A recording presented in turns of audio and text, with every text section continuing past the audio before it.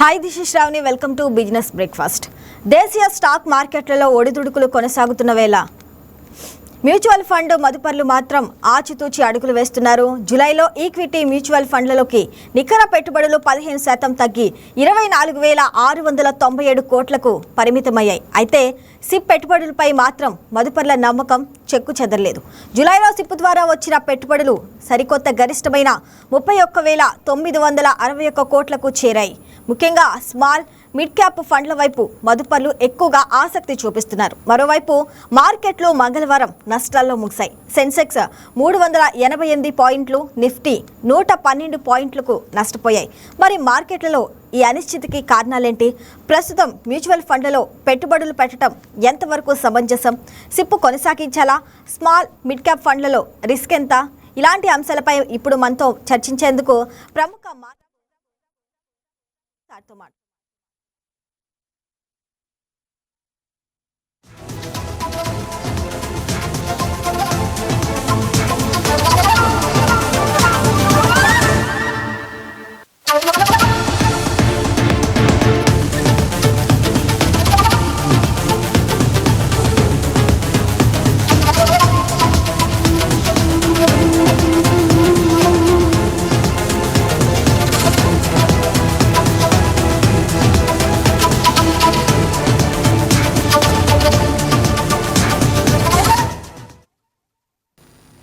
Sir Narasimharao గారు, నమస్తే sir. Good morning YKT viewers. Sir, అసలు ముందుగా మార్కెట్ల ప్రస్తుత పరిస్థితిపై అసలు మీ విశ్లేషణ ఏంటి సార్? ఒకటి, మనం టువర్డ్స్ ది క్వార్టర్లీ రిజల్ట్స్ ఏవైతే ఉన్నాయో సో వాటి తాలూకా ఫ్యాగ్ ఎండ్ వైపు వచ్చేసాం కాబట్టి ఇంకా రాబోయే రోజుల్లో ఇంకా రాబోయే 2-3 రోజుల్లో మాత్రమే ఈ క్వార్టర్లీ రిజల్ట్స్ అనేటువంటి ప్రభావం ఉంటుంది. గ్లోబల్గా మార్కెట్స్ ఎటువంటి మూవ్మెంట్ తీసుకుంటాయి అనేటువంటిది గ్లోబల్గా రిస్క్ ఆఫ్ సెంటిమెంట్ ఏదైతే ఉందో దాని ప్రకారం మనకి మార్కెట్స్ డైరెక్షన్ తీసుకునేటువంటి అవకాశం అయితే మనకు కనబడుతుంది. మేజర్ కీ పారామీటర్స్ చూసుకునేటప్పుడు అయితే కనుక యుఎస్ డాలర్ ఇండెక్స్ ఏదైతే ఉందో సో దాని తాలూకా movement and at the same time మనకి క్రూడ్ ఆయిల్ తాలూకా మూవ్మెంట్ ఏదైతే ఉందో, ప్రైజెస్ తాలూకా మూవ్మెంట్ ఏదైతే ఉందో అది రెండో మేజర్ పారామీటర్ కింద మనం చూస్తున్నాము. మూడోది వచ్చేటప్పుడు అయితే కనుక ఎఫ్ఐఎస్ తాలూకా ఇండియన్ ఇన్ఫ్లోస్ ఏవైతే ఉన్నాయో సో దాన్ని ఎట్లాగా వాళ్ళు ట్రీట్ చేస్తారు అనేటువంటిది చాలా క్రూషియల్గా చూసేటువంటి అంశం అనమాట. అండ్ టెక్నికల్గా మనం చెప్పుకోవాల్సి వచ్చినప్పుడు అయితే కనుక 24,800 దగ్గర కాస్త రెసిస్టెన్స్ అనేటువంటిది క్లియర్ కట్గా కనబడుతున్నది మనకి. అండ్ డౌన్ సైడ్ సపోర్ట్ అయితే కనుక 24,300, 24,350 మధ్యలో సపోర్ట్ అయితే ఉంది. సో ఈ సపోర్ట్స్ అండ్ ఆ 24,800 మధ్యలో రెసిస్టెన్స్ ఏదైతే ఉందో ఈ రెండింటి మధ్యన ట్రేడ్ జరిగేటువంటి అవకాశం మనకి చాలా ఎక్కువ కనబడుతుంది. సార్, అంటే ప్రస్తుతం మార్కెట్లో కొనసాగుతున్న అనిశ్చితికి ప్రధాన కారణాలు ఏవై ఉండొచ్చు సార్? అంటే మనకు అన్సర్టనిటీ అనేటువంటిది ఎక్కడ ఏమీ కనబడట్లేదు. ఎందుకంటే నియర్ టర్మ్ లో చూసుకుంటే ఓన్లీ మిడిల్ ఈస్ట్ తాలూకా టెన్షన్స్ ఏవైతే ఉన్నాయో అదొకటి మీకు మేజర్ కన్సర్న్ కింద కనబడుతుంది. అండ్ క్రూడ్ ఆయిల్ ప్రైజెస్ మళ్ళీ లాస్ట్ 2-3 days లో మీకు సిగ్నిఫికెంట్ గా పెరగడం చూస్తాం కాబట్టి అది ఒక మేజర్ పారామీటర్ కింద చూస్తున్నాం.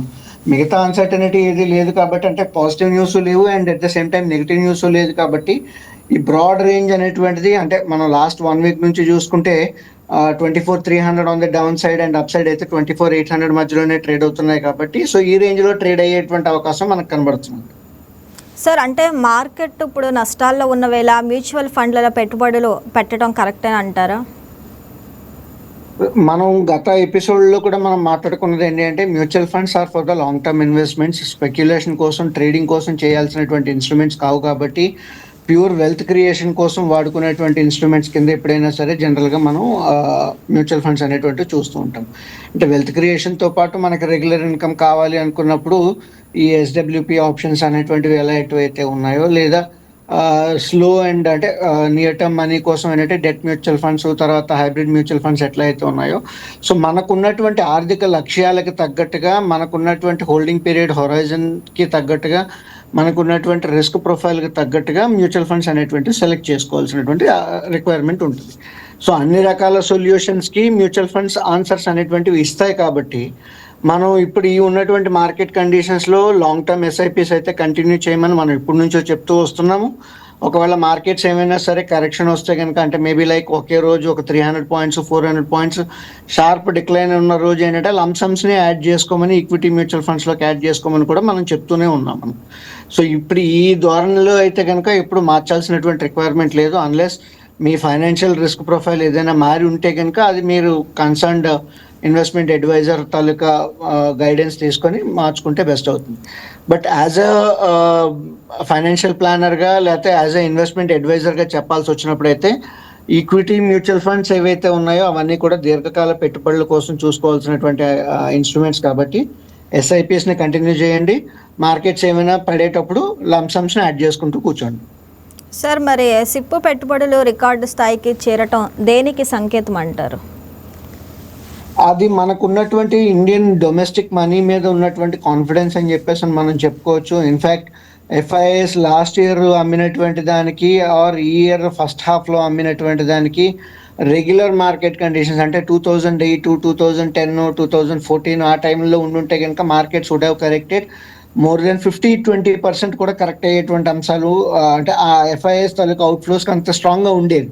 బట్ ఇప్పుడు ఏంటంటే మన డిఐఎస్ మనీ కూడా, ఎస్పెషలీ ఎస్ఐపి మనీ ఏదైతే ఉందో, సో ప్రతి నెల ఆల్మోస్ట్ 30,000 కోట్ల రూపాయలు అనేటువంటిది ఎస్ఐపి బుక్ కింద రావడం జరుగుతున్నది. కాబట్టి మన మార్కెట్లు డెవలప్డ్ ఎకానమీ కింద మారుతున్నటువంటి సంకేతాల కింద మనం భావించవచ్చు, అండ్ ఇది శుభ పరిణామం కింద అని చెప్పేసి అని కూడా మనం చెప్పుకోవచ్చు. అండ్ ఇంత లాస్ట్ 2 years నుంచి పెద్దగా మార్కెట్స్లో మూవ్మెంట్ లేకపోయినా, మ్యూచువల్ ఫండ్స్ నుంచి పెద్దగా రిటర్న్స్ రాకపోయినా, ఎస్ఐపిస్ తాలూకా ఫ్లోస్ ఏవైతే ఉన్నాయో అవి ఇంత స్టడీగా ఉన్నాయి కాబట్టి, so that is a structural change which we are seeing. So జనరల్గా ఎవరైనా సరే మనం డబ్బులు బయటకు అప్పుకిస్తే కనుక దాని మీద రిటర్న్ అనేటువంటిది రాకపోతే వెంటనే వెనక్కి తీసేటువంటి స్వభావం మన ఇండియన్స్కి ఉంటుంది. బట్ ఎస్ఐపిస్లో మీరు స్లో అండ్ స్టడీ గ్రోత్ అనేటువంటిది చూస్తున్నారు. ఈక్విటీ లంసమ్స్లో సిగ్నిఫికెంట్ ప్రాఫిటబిలిటీ లేకపోయినా కూడా ఇన్వెస్ట్మెంట్స్ అనేటువంటి మన మార్కెట్లో ఉన్నాయి అంటే కనుక that is a positive sign for our Indian economy. And Indian savers ఎవరైతే ఉన్నారో, ఇండియన్ సేవర్స్ కాస్త ఇండియన్స్ ఇన్వెస్టర్స్ కింద మారుతున్నారు అనేటువంటి పాజిటివ్ పాయింట్ని మనం తీసుకోవాల్సినటువంటి అంశం కింద ఉంటుంది. సార్, మరి స్మాల్ అలాగే మిడ్ క్యాప్ ఫండ్ల వైపు మదుపర్లు ఎందుకు ఎక్కువగా మొగ్గు చూపుతున్నారు అంటారు? ఒకటి ఏంటంటే మనకు పెరుగుతున్నటువంటి రిస్క్ ప్రొఫైల్కి తగ్గట్టుగా, సో ఆబ్వియస్లీ చాలామంది కొత్త జెన్జీ కావచ్చు, లేదంటే జెన్ఎక్స్ అండ్ జెన్వై తాలూకా ఇన్వెస్టర్స్ ఎవరైతే ఉన్నారో లాంగ్ టర్మ్ వెల్త్ క్రియేషన్ కోసం హై రిస్క్ బెట్స్ అయినటువంటివి స్మాల్ క్యాప్ మ్యూచువల్ ఫండ్స్ కావచ్చు, లేకపోతే మిడ్ క్యాప్ మ్యూచువల్ ఫండ్స్లో ఇన్వెస్ట్ చేయాలి అనేటువంటి విషయం వాళ్ళు తీసుకుంటున్నారు కాబట్టి, సో అది ఒక పాజిటివ్ సానుకూల వాతావరణం కింద మనం అనుకోవచ్చు. ఎట్ ద సేమ్ టైం ఏదేంటంటే మరీ అసెట్ అలొకేషన్ అనేటువంటిది ప్రాపర్గా చూసుకోవాల్సినటువంటి సలహా అయితే మనం ఎప్పటికప్పుడు ఇస్తూనే ఉంటాము. మొత్తం వస్తున్నటువంటి మ్యూచువల్ ఫండ్స్లో కేవలం స్మాల్ క్యాప్ అండ్ మిడ్ క్యాప్లో పెడితే కనుక రిస్క్ ఎక్కువ ఉండేటువంటి అవకాశం ఉంటుంది, అండ్ మార్కెట్ పడేటప్పుడు కూడా అంతే ఫాస్ట్గా పడేటువంటి అవకాశం ఉంటుంది. కాబట్టి రిస్క్ని చూసుకోకుండా రిటర్న్ వైపు ఆశ మాత్రమే పెట్టుకొని వెళ్తే కనుక ఇప్పుడు ఈ వస్తున్నటువంటి మ్యూచువల్ ఫండ్స్లో ఈ స్మాల్ అండ్ మిడ్ క్యాప్ ఏదైతే చూస్తున్నారో, ఓకే రిటర్న్స్ బాగా వస్తాయి అనేటువంటి ఉద్దేశంతో మార్కెట్లోకి పరుగులు పెడుతున్నటువంటి అంశం అయితే మనం చూస్తున్నాము. సో ఇక్కడ చిన్న వర్డ్ ఆఫ్ కాషన్ ఏంటి అంటే కనుక మీ అసెట్ అలొకేషన్ ప్రాపర్గా చెక్ చేసుకోవాల్సినటువంటి అవసరం మన వ్యూవర్స్లో ఎవరైతే మ్యూచువల్ ఫండ్స్ ఎస్పెషలీ ఎస్ఐపి కావచ్చు, లంసమ్ కావచ్చు, మరీ ఎక్కువగా portfolio allocation small cap and mid cap వైపు లేకుండా చూసుకుంటే బెస్ట్ అని చెప్పేసి మన సలహా. సార్, మరి ప్రస్తుత పరిస్థితిలో సిప్ను కొనసాగించాలా లేక మరికొంతకాలం వేచి చూస్తే బెటర్ అంటారు? ఎస్ఐపిస్ అనేటువంటిది ఏ రోజైనా సరే స్టార్ట్ చేసుకోవడానికి మంచి పరిణామం అని చెప్పొచ్చు మనం. అది అంటే మన తాలూకా ఆర్థిక లక్ష్యాలకు తగ్గట్టుగా అండ్ రిస్క్ ప్రొఫైల్ ఏదైతే ఉందో, అంటే నష్టభయాన్ని తట్టుకునేటువంటి శక్తి, అట్ ద సేమ్ టైం మార్కెట్లో ఏమైనా సరే కరెక్షన్స్ వస్తాయి ఇంకాస్త ఎడిషనల్గా పెంచుకునేటువంటి స్వభావం మనలో ఇమిడి ఉంటే కనుక మ్యూచువల్ ఫండ్స్ ఆర్ సహీహే అని చెప్పేసి అని ఎట్లాగా చెప్తూ ఉంటారు. కాబట్టి so mutual funds are great vehicles and SIPs are also great vehicles అని చెప్పేసి అని చెప్పొచ్చు. అంటే ఈ మధ్య ఏంటంటే చిట్ ఫండ్స్లో డబ్బులు పెడితే నష్టపోవడం అనేటువంటిది మనం ఎట్లా అయితే చూస్తున్నామో, అంటే అన్రెగ్యులేటెడ్ ఇన్వెస్ట్మెంట్స్ వైపు వెళ్లకుండా ఇటువంటి రెగ్యులేటెడ్ ఇన్వెస్ట్మెంట్స్లోకి వెళ్ళేటప్పుడు ఏమవుతుంది అంటే కనుక ₹1 తక్కువ వచ్చినా కూడా రూపాయి సేఫ్గా వస్తుంది. Return on investment and return of investment అని చెప్పేసి మనం ఏవైతే చెప్తూ ఉంటామో, ఏకంగా క్యాపిటల్కే డీఫ్రాడ్ అయ్యేటువంటి అవకాశం జనరల్గా మ్యూచువల్ ఫండ్స్లో అయితే తక్కువ ఉంటుంది. అంటే మార్కెట్ రిస్క్లు ఉంటాయి కానీ అవి జనరల్గా అందరికీ అలవాటు పడింది, అందరికీ తెలిసిందే. But mutual funds as a total completely regulated industry కాబట్టి సో కంప్లీట్గా డీఫ్రాడ్ అయ్యేటువంటి అవకాశాలు చాలా తక్కువ ఉంటాయి. అదే మనం అన్రెగ్యులేటెడ్ ఇన్వెస్ట్మెంట్స్ చిట్టీల్లో దాచుకోవడం కానీ లేదంటే కొన్ని గోల్డ్ స్కీమ్స్లో మనం డబ్బులు దాచుకోవడం కానీ వాటిల్లో ఏంటి అంటే కనుక అసలుకే మోసం ఉండేటువంటి అవకాశం చాలా ఎక్కువ ఉంటుంది. సో మనం ఏంటంటే ఇంకొక రూపాయి ఎక్స్ట్రా వస్తుంది అని చెప్పేసి అని ఎక్కువగా రిస్క్ తీసుకోవడం అనేటువంటిది అన్రెగ్యులేటెడ్ ఇన్వెస్ట్మెంట్స్లో మనం ఎప్పుడు చెప్పం. ఎట్ ద సేమ్ టైం మన ఆర్థిక లక్ష్యాలకు తగ్గట్టుగా అన్ని రకాల మ్యూచువల్ ఫండ్స్ అవైలబుల్ ఉంటాయి కాబట్టి so proper financial planning, asset అలొకేషన్తో we can get better returns with lesser risk అని చెప్పుకోవచ్చు మనం. సార్ అంటే మరి మార్కెట్లు నష్టాల్లో కొనసాగితే మదుపర్లు మరి ఎలాంటి వ్యూహంతో ముందుకెళ్ళాలంటారు? సో ప్రస్తుతం ఉన్నటువంటి సిచ్యువేషన్లో అసెట్ అలొకేషన్ అనేటువంటిది చాలా ప్రాపర్గా చూసుకోవాల్సినటువంటి విషయం కాబట్టి అందులోకి ఏంటంటే last month mutual funds data మీరు చూస్తే కనుక ఈక్విటీ ఫ్లోస్తో పాటు డెట్ ఫ్లోస్లో కూడా, అంటే డెట్ మ్యూచువల్ ఫండ్స్ ఏవైతే ఉంటాయో, ఫిక్స్డ్ ఇన్కమ్ మ్యూచువల్ ఫండ్స్ ఏవైతే ఉంటాయో వాటిల్లో కూడా మనీ ఇన్ఫ్లోస్ అనేటువంటిది రావడం జరిగింది కాబట్టి so that is again a positive sign. Proper asset allocation అనేటువంటిది ప్లాన్ చేసుకుంటున్నారు అనేటువంటి పద్ధతుల్లో మనం మాట్లాడుకోవచ్చు. ఒకవేళ నియర్ టర్మ్లో మార్కెట్లు పడేటువంటి అవకాశం ఉంది అనుకునేటప్పుడు ఏం చేయొచ్చు అంటే ఈక్విటీ మ్యూచువల్ ఫండ్స్లో ఉన్న డబ్బులు తీసుకెళ్ళి కాస్త డెట్ మ్యూచువల్ ఫండ్స్లో ప్రాఫిట్ బుకింగ్ లాగా చేసుకొని అందులోకి ఇన్వెస్ట్ చేసుకుంటే కనుక మంచి పరిణామం అని చెప్పొచ్చు. బట్ ఇప్పుడున్నటువంటి సిచ్యువేషన్స్లో మనకి లార్జ్ క్యాప్ నుంచి పెద్దగా రిటర్న్స్ రాకపోయినా mid and small cap funds నుంచి మంచి రిటర్న్స్ వస్తున్నాయి కాబట్టి అండ్ వాటిల్లోనే స్ట్రెంగ్త్ ఎక్కువగా కనబడుతున్నది. ఎందుకంటే వీటిలో ఎఫ్ఐఐ సెల్లింగ్ అనేటువంటిది లేదు కాబట్టి సో ప్రస్తుతం ఉన్నటువంటి సిచ్యువేషన్లో mid cap and small cap mutual ఫండ్స్లో కాస్త పాజిటివిటీ ఉంది కాబట్టి ఆ పాజిటివిటీని కంటిన్యూ చేసుకుంటే కనుక మ్యూచువల్ ఫండ్ ఇన్వెస్టర్స్కి కొంచెం ఎక్కువ లాభాలు వచ్చేటువంటి అవకాశం ఉంటుంది. సార్ అంటే నిన్న మనం ఒక న్యూస్ చూసాం అనమాట. మోతీలాల్ ఓస్వాల్ 10 గ్రాముల బంగారం 1.93 లక్షలకు చేరుతుందని ఒక అంచనా వేశారు. అంటే ఎందుకంటారు అలా? ఒకటి అంటే ప్రతి రీసెర్చ్ అనలిస్ట్కి వాళ్ళకు ఉండేటువంటి అంచనాలు వాళ్ళకు ఉంటాయి కాబట్టి సో ఇప్పుడు మనకున్నటువంటి సిచ్యువేషన్ పరంగా చూసుకున్నా కూడా ఏంటంటే గోల్డ్ హ్యాస్ కరెక్టెడ్ సిగ్నిఫికెంట్లీ. అంటే ఆల్మోస్ట్ మనం ఉన్నటువంటి జనవరి తాలూకా ప్రైజెస్, జనవరి ఫిబ్రవరి తాలూకా ప్రైజెస్ నుంచి ఇప్పటిదాకా చూసుకున్నా కూడా బాగా సిగ్నిఫికెంట్గా గోల్డ్ అండ్ సిల్వర్ రెండు కరెక్ట్ అవ్వడం జరిగాయి. And at the same time last 1.5 month నుంచి కాస్త బాటమ్ అనేటువంటిది ఫామ్ అయ్యి ఫ్రెష్ ర్యాలీ అనేటువంటిది స్టార్ట్ అవుతున్నది కాబట్టి so that is one of the positive reasons కింద మనం చెప్పుకోవచ్చు. ఎస్పెషలీ సిల్వర్ అయితే కనుక మనం చూస్తున్నటువంటి టార్గెట్స్ ప్రకారంగా చూసుకుంటే 2.7 lakhs 2.8 lakhs వరకు వెళ్ళేటువంటి అవకాశం ఉంటుంది. అండ్ డౌన్ సైడ్ సపోర్ట్ అయితే కనుక 2.2 lakhs దగ్గర ఉంది అని చెప్పేసి గతంలో కూడా మనం మాట్లాడుకున్నాం. సో ఆ 2.1 lakh 2.2 lakh మధ్యలో సపోర్ట్స్ లెవెల్స్ ఉన్నాయి కాబట్టి వాటిని హోల్డ్ చేసుకుంటూ ఫ్రెష్ ర్యాలీ అనేటువంటిది ఈ ప్రెషియస్ మెటల్స్లో స్టార్ట్ అయిందని చెప్పేసి మనం చూస్తున్నాం. సో ఈ రెండిటికి అంటే బాగా పడింది కాబట్టి కాస్త పుల్ బ్యాక్ ర్యాలీ కింద ఇప్పుడు వస్తున్నటువంటి పరిణామం కింద మనం చెప్పుకోవచ్చు. సార్ మరి గోల్డ్ ఈటీఎఫ్లలో పెట్టుబడులు తగ్గడానికి కారణం ఏంటంటారు? దానికి ఏంటంటే ఒకటి వాల్యుయేషన్ పరంగా కూడా కొంతవరకు కరెక్షన్ అనేటువంటిది చూసాము. అట్ ద సేమ్ టైం ఏంటంటే ఆల్మోస్ట్ 1,80,000 1,90,000 మధ్యలో ఉన్నటువంటి గోల్డ్ ఇన్వెస్టర్స్ అందరూ కూడా కొంతవరకు ప్యానిక్ అయ్యి ఇప్పుడు ఈ ఉన్నటువంటి 140 లెవెల్స్ ఏవైతే ఉన్నాయో సో 1,40,000 లెవెల్స్లో కాస్త ఆఫ్లోడ్ చేసుకున్నారని చెప్పేసి మనం అనుకోవచ్చు. అయితే ఏంటంటే తిరిగి మళ్ళీ కాస్త బయింగ్ అనేటువంటిది కనబడుతున్నది కాబట్టి లాస్ట్ 3 to 4 daysలో చూస్తే ప్రెషియస్ మెటల్స్లో మీకు మళ్ళీ బయింగ్ అనేటువంటిది కనబడుతున్నది కాబట్టి so you can see that kind of inflows మళ్ళీ ఇప్పుడు ఈ మంత్ వచ్చేటువంటి అవకాశం ఉంటుంది అని చెప్పేసి మనం మాట్లాడుకోవచ్చు. సార్ మరి ప్రస్తుత మార్కెట్ పరిస్థితుల్లో కొత్తగా పెట్టుబడులు పెట్టేవారు ఎలాంటి జాగ్రత్తలు తీసుకుంటే బెటర్ అంటారు?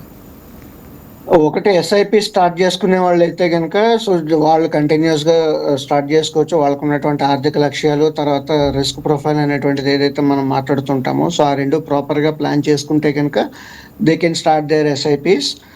At the same time lump sum investments చేసుకునేటప్పుడు అయితే కనుక ప్రాపర్ అసెట్ అలొకేషన్ అనేటువంటిది ప్లాన్ చేసుకోవాల్సినటువంటి అవసరం ఉంటుంది. అండ్ ఏదైనా రోజు మార్కెట్స్లో మీకు ఒక 1.5% to 2% కైండ్ ఆఫ్ కరెక్షన్స్ ఏమైనా వస్తే కనుక ఆ రోజుల్లో మీరు మార్కెట్లో లంసమ్స్ని ఇన్వెస్ట్ చేసుకోవచ్చు అని చెప్పేసి మనం మాట్లాడుకుంటున్నాము. And at the same time 24,400 అనేటువంటి 24,300 అనేటువంటి సపోర్ట్ లెవెల్స్ ఏవైతే మనం చూస్తున్నామో దాని అంటే ఆ లెవెల్స్ని కూడా మానిటర్ చేసుకుంటూ మన ఇన్వెస్ట్మెంట్స్ అనేటువంటి ఎస్పెషలీ షార్ట్ టర్మ్ ట్రేడింగ్ కోసం, అంటే నెక్స్ట్ 1-2 మంత్స్ కోసం షార్ట్ టర్మ్ ట్రేడింగ్ చేసుకునే వాళ్ళు, మ్యూచువల్ ఫండ్స్ ద్వారా ఇన్వెస్ట్ చేసే వాళ్ళు ఎవరైతే ఉంటారో కేర్ఫుల్గా ఇన్వెస్ట్ చేసుకోవచ్చు అని చెప్పొచ్చు. సో ఇక్కడ ఏంటంటే స్ట్రాటజిక్ అసెట్ అలొకేషన్ వేరే అంటాము, తర్వాత టాక్టికల్ అసెట్ అలొకేషన్ అంటాం. 2 పార్ట్ల కింద చూస్తాం. టాక్టికల్ అసెట్ అలొకేషన్ వచ్చేటప్పటికి షార్ట్ టర్మ్ ఆపర్చునిటీస్ను క్యాప్చర్ చేయడానికి వాడుతూ ఉంటాము. Strategic asset allocation long term wealth creation కోసం, అంటే జనరల్గా మనం చెప్పుకునేది ఏంటంటే భూమి, బంగారం, బిజినెస్, ఈ మూడు పెట్టుబడులే జనరల్గా వెల్త్ క్రియేషన్కి ఉపయోగపడతాయని చెప్తూ ఉంటాం. సో ఆ రకంగా మనం స్ట్రాటజిక్ అసెట్ అలొకేషన్ కింద మాట్లాడుకోవాల్సి వచ్చినప్పుడైతే ఈక్విటీస్లో యాజ్ అ వెల్త్ క్రియేటర్ కింద మనం ఎప్పుడు ఇన్వెస్ట్ చేసుకుంటూనే ఉండాలి, లాంగ్ టర్మ్ హోల్డ్ చేసుకుంటూ ఉండాలి. ఈ షార్ట్ టర్మ్ వాలటాలిటీ కోసం ఈ టాక్టికల్ అసెట్ అలొకేషన్ అనేది ఏదైతే చెప్తూ ఉంటామో ఉన్న పోర్ట్ఫోలియోలో 10% మాత్రమే ట్రేడింగ్ కోసం మనం కేటాయించాలి. సో ఈ ట్రేడింగ్ కోసం అయితే కాస్త జాగ్రత్తగా చూసుకోవాలి, బట్ లాంగ్ టర్మ్లో అయితే కనుక we can continue to hold the equity markets. Sir, మరి ప్రస్తుత పరిస్థితుల్లో మ్యూచువల్ ఫండ్లలో ఏ కేటగిరీలకు ఎక్కువగా ప్రాధాన్యత ఉంటుంది? సో ఇప్పుడు ఇందాక మనం మాట్లాడుకున్నట్టుగా mid cap and small cap mutual ఫండ్స్లో కాస్త ప్రాఫిటబిలిటీ అనేటువంటిది లాస్ట్ ఫ్యూ మంత్స్ నుంచి ఇన్వెస్టర్స్ అనేటువంటివి చూస్తున్నారు కాబట్టి సో వాటి వైపే ఇన్ఫ్లోస్ వెళ్ళేటువంటి అవకాశం ఉంది. దానికి ఉన్నటువంటి ఫండమెంటల్ రీజన్ కూడా మనం మాట్లాడుకున్నాం. ఎఫ్ఐఐఎస్ ఓవరాల్గా మార్కెట్లో షార్ట్ ఉన్నారు కాబట్టి ఎఫ్ఐఐఎస్ తాలూకా వెయిటేజ్ అంతా కూడా లార్జ్ క్యాప్స్లో ఉంది కాబట్టి సో లార్జ్ క్యాప్స్ తాలూకా అండర్ పర్ఫార్మెన్స్ అనేటువంటిది ఏదైతే ఉందో అది మనం చూస్తూనే ఉన్నాం. అయితే ఇప్పుడు ఒకవేళ ఎఫ్ఐఎస్ కనుక వాళ్ళ తాలూకా స్టాండ్స్ మార్చుకొని అండ్ ఇప్పుడు లాస్ట్ మంత్ ఏదైతే జూలైలో ఎట్లా అయితే ఫండ్స్ ఇన్ఫ్యూజ్ చేశారో ఒకవేళ అదే ఇన్ఫ్యూషన్ కనుక మనకి ఈ మంత్లో 24,800 కూడా టెక్నికల్లీ క్రాస్ అయితే కనుక then we can see more inflows into the large cap funds also. So ఇక్కడ మనం చూడాల్సింది ఏంటంటే ప్రస్తుతానికి ఇన్వెస్టర్స్ ఎవరైతే ఉన్నారో 40-30-30 కైండ్ ఆఫ్ రూల్ అనేటువంటిది వాళ్ళు పెట్టుకోవచ్చు, where 40% towards large cap, 30% towards mid cap and 30% towards small cap కింద మనం ఎలొకేషన్ అనేటువంటిది చేసుకోవచ్చు. ఈ ఎలొకేషన్ ఇవ్వడానికి కూడా రీజన్ ఏంటి అంటే కనుక మార్జిన్ ఆఫ్ సేఫ్టీ కాస్త లార్జ్ క్యాప్లో ప్రస్తుతానికి ఎక్కువ కనబడుతున్నది, మిడ్ క్యాప్ అండ్ స్మాల్ క్యాప్స్లో కాస్త మార్జిన్ ఆఫ్ సేఫ్టీ తక్కువ ఉంది కాబట్టి సో అండర్ వెయిట్ అనేటువంటిది, అంటే అమ్మమని చెప్పట్లేదు, సో కాస్త ఎలొకేషన్లో 30-30 చొప్పున ఇవ్వడం జరిగిందని చెప్పుకోవచ్చు మనం.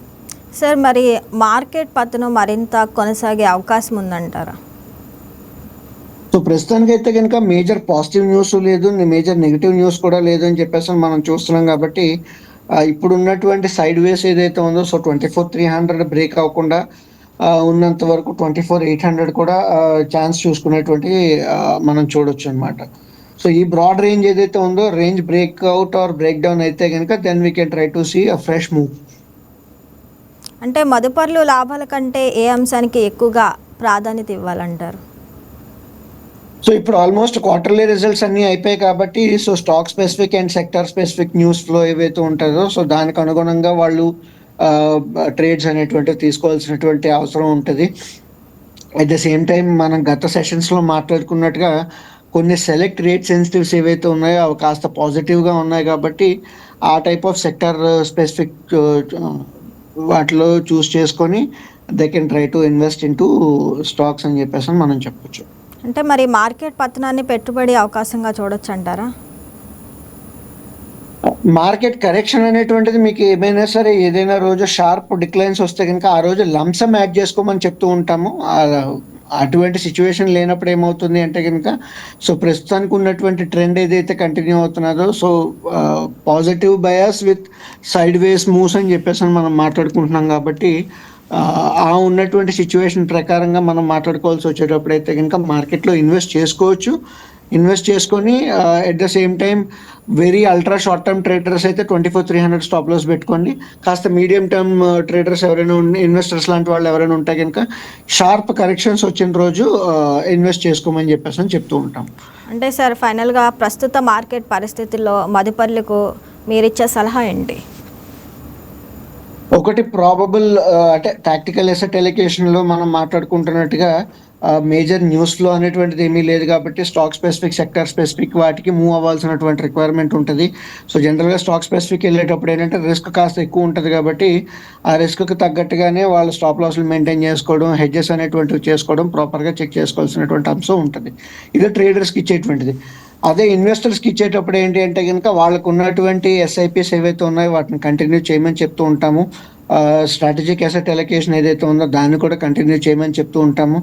మార్కెట్లో ఏదైనా రోజు అనుకోకుండా ఒక 1.5% or 2% kind of significant corrections వచ్చినప్పుడు లంసమ్ ఎడిషనల్ ఇన్వెస్ట్మెంట్స్ అనేటువంటివి డిప్లాయ్ చేసుకోవడానికి ట్రై చేయాల్సిందిగా మనం అయితే కనుక సలహా ఇవ్వగలుగుతాం. రైట్, థ్యాంక్ యూ నరసింహరావు గారు. మళ్ళీ మనం రేపటి బిజినెస్ బ్రేక్ఫాస్ట్లో కంటిన్యూ చేద్దాం.